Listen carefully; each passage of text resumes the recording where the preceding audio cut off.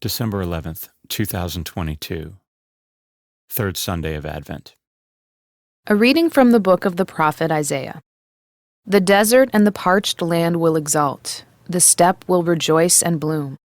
They will bloom with abundant flowers and rejoice with joyful song. The glory of Lebanon will be given to them, the splendor of Carmel and Sharon. They will see the glory of the Lord, the splendor of our God. Strengthen the hands that are feeble. Make firm the knees that are weak. Say to those whose hearts are frightened, "Be strong, fear not." Here is your God, he comes with vindication. With divine recompense he comes to save you. Then will the eyes of the blind be opened, the ears of the deaf be cleared. Then will the lame leap like a stag. Then the tongue of the mute will sing. Those whom the Lord has ransomed will return and enter Zion singing, crowned with everlasting joy. They will meet with joy and gladness. Sorrow and mourning will flee. The word of the Lord.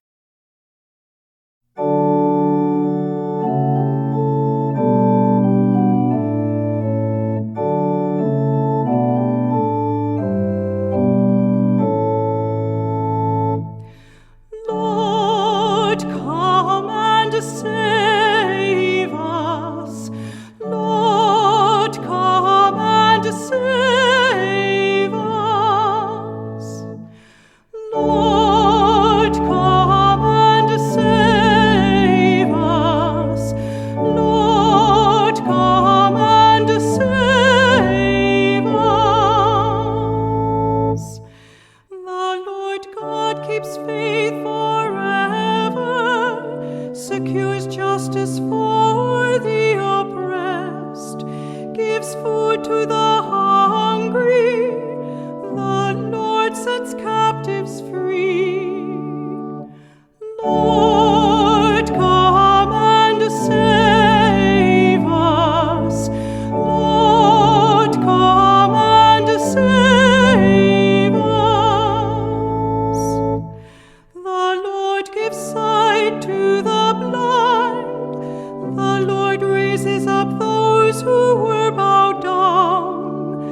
The Lord loves the just. The Lord protects strangers. Lord, come and save us. Lord, come and save us. The fatherless and the widow he sustains, but the way of the wicked he thwarts. The Lord shall reign forever, your God, O Zion, through all generations. Lord, come and save us. Lord, come and save us.